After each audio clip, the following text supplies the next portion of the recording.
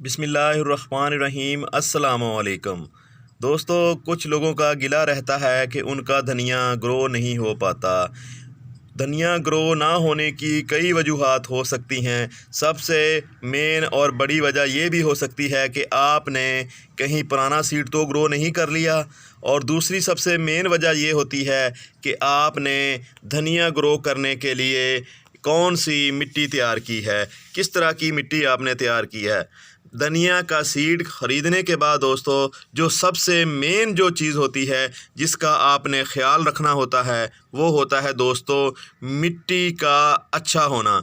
मिट्टी भी भला कोई अच्छी होती है? मिट्टी से मुराद अच्छा होना क्या होता है? मिट्टी से अच्छा होना दोस्तों ये होता है कि आपकी मिट्टी कहीं हार्ड तो नहीं है, कहीं सख्त तो नहीं है, या ज़्यादा भुरभुरी तो नहीं है, जो पानी को ज़रा भी जो है ना होल्ड करने की सलाहियत नहीं रखती। थोड़ी सी हवा चलती है या थोड़ा सा टेम्परेचर हाई होता है तो वो दोस्तों खुश्क हो जाती है। दूसरे नंबर पे जो मिट्टी आती है वो, जैसा कि मैंने कहा कि मिट्टी आपकी हार्ड तो नहीं है। आप जैसे ही उसमें सीड लगाते हो, सीड जो धनिए का सीड होता है, कम से कम अगर आप अक्टूबर या नवंबर में लगा रहे हो तो उसको 8 से 10 दिन जो है ना ग्रो होने में लग जाते हैं।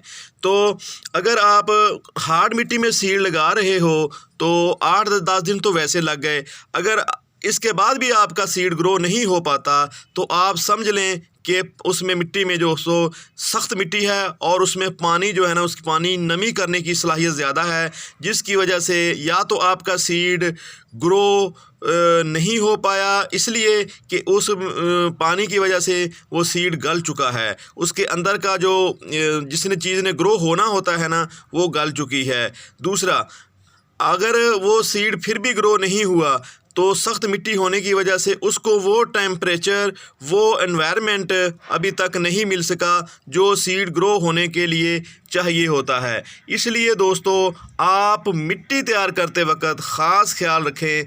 धनिए का सीड ख़राब होना ये अलग बात है, आप धनिए का सीड बाज़ार से नया भी ले आओगे तो लेकिन आपको ये पता नहीं चल पाता कि हमसे कहाँ पे गलती हुई है। आप बार बार सीड लगाते जाते हो लेकिन सीड ग्रो नहीं हो पाता। ये देखें यहाँ पे आप माशाल्लाह, कोई जगह ऐसी नहीं है इस पोर्ट में, ये छोटा सा पोर्ट है जिसे ज़ीरो बजट गार्डनिंग कहते हैं दोस्तों। उसी हवाले से उसको तरजीह देने के लिए मैंने ये एक रंग वाली जो बाल्टी होती है उसको काट के, ऊपर से वो ज़ाया हो गई थी, धूप में पड़ी पड़ी, तो इसका नीचे वाला हिस्सा था वो सही था, तो मैंने इसमें ही दोस्तों धनिया ग्रो कर लिया। कहते हैं प्लास्टिक के बर्तन में जो पौधे होते हैं वो ज़्यादा अच्छे चलते नहीं हैं। ये देखें माशाल्लाह, आपको कहीं भी जगह नहीं मिलेगी देखने को कि जो है ना जगह, जिस जगह पे सीड ग्रो नहीं हुआ होगा। ये देखें माशाल्लाह, सर के बालों की तरह आप देख रहे होंगे कितना प्यारा हेल्दी धनिया जो है ना हमने ग्रो किया है। ये हम में कोई ऐसी बात नहीं है, ये सब मेरे अल्लाह का कमाल है, मेरे अल्लाह के जो कुदरत है। वरना इंसान अपनी कोशिश तो करता है, कोशिश करना इंसान का काम होता है। आगे कहते हैं ना कि मेहनत करना जो है ना माली जो है होता है, उसका काम होता है, उस पर फल फूल लाना मेरे अल्लाह का काम है। तो ये देखें यहाँ पे माशाल्लाह, इस तरह का पहले भी बर्तन मैं इस्तेमाल कर चुका हूँ, लेकिन वो मिट्टी का बर्तन था तो उसमें भी मैंने धनिया ग्रो किया था। उसकी भी वीडियो मैं कई दफ़ा अपलोड कर चुका हूँ।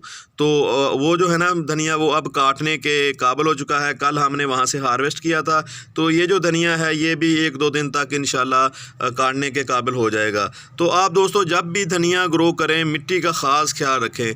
दूसरा ये है कि कुछ लोग ऐसा करते हैं कि धनिया को साबुत लगा देते हैं। धनिया को जब आप साबुत लगाते हो तो वही धनिया जो है ना ग्रो नहीं हो पाता। ग्रो तो होता है लेकिन उसकी जर्मिनेशन रेट जो होता है बहुत कम आता है ग्रो होने का, तो इसलिए भी पौधे आपके कम निकलते हैं। अब आपने मिट्टी अच्छी तैयार कर ली, लेकिन आपके जो सीड हैं वो आपने उनको 2 हिस्सों में तकसीम नहीं किया। कोई चीज़ से आप दबा के ना, जैसे कोई लकड़ी या कोई मतलब ईंट की मदद से आप उसको 2 हिस्सों में तकसीम करते हो, तो घर से जब आप धनिया लगाते हो ना तो फिर ऐसा होता है। वरना बाज़ार से आप सीड खरीदते हो तो पहले ही 2 हिस्सों में तकसीम हुआ होता है, तो आप उसको लगाते हो बड़े सीड को, गोल सीड को, तो भी धनिया जो है ना उसके ग्रो होने की जो सलाहियत है कम हो जाती है। दूसरी बात ये है कि मिट्टी की बार बार मैं आपको बात करता हूँ, मिट्टी कैसे तैयार करनी है। आपने खेत से कोई मिट्टी ले किसी रेडी वाले को बोला या किसी जो मिट्टी आपको प्रोवाइड कर सकता है, तो आपने उसको बोला कि भाई हमें मिट्टी ला दो।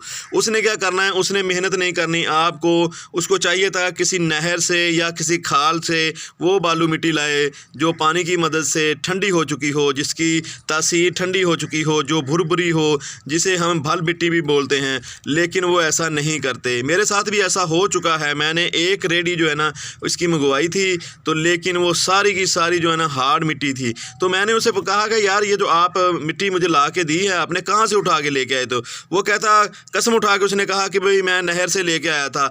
लेकिन उसकी बात ये तो ठीक थी कि वो नहर से लेके आया था। उसने क्या किया, वो जब साल बाद सालाना भल सफाई होती है ना, जो मिट्टी निकालते हैं, वो 1 साल हो गया था उसको पटड़ी के पे ऊपर पड़े हुए। तो वो उसने मुझे उठा के कुछ पटड़ी का हिस्सा उसने तोड़ के मुझे ला के दे दिया मिट्टी का, जिसमें घास भी थी। तो कुछ उसने वो जो है ना साइडों से थोड़ी बहुत ला के दी। लेकिन मैंने जब पौधे लगाए, पौधे तो ग्रो हो गए। लेकिन उस साल मैंने पता क्या किया था, मैंने ये पोट में गार्डनिंग नहीं करता था। तो मैंने इस जगह पे ना जहाँ ये नीचे कोई शापर होता है वो बिछा के लंबा सारा इस बड़ी क्यारी बना ली थी। तो वो क्यारी बनाने के बाद जो देखा पौधे तो ग्रो हो गए, वहाँ से बहुत अच्छी फसल भी मिली मुझे। लेकिन जब मैंने देखा जो उसको ख़त्म करना था ना क्यारी को, गर्मियों के लिए नए पौधे तैयार करने थे, तो वहाँ से नीचे देखा स्लाब ही स्लाब थी। क्योंकि शापर जो है ना, बारिश होती है तो साइडों से पानी जो नीचे आ रहा होता है तो वो शापर के नीचे चला जाता है। नीचे से साइड को तो निकल जाता है, लेकिन उसके नीचे जो है ना नमी बरकरार रहती है, जिससे छत आपकी ख़राब हो सकती है। इसलिए मैंने दोस्तों ये जो है ना पोट में गार्डनिंग करना शुरू की।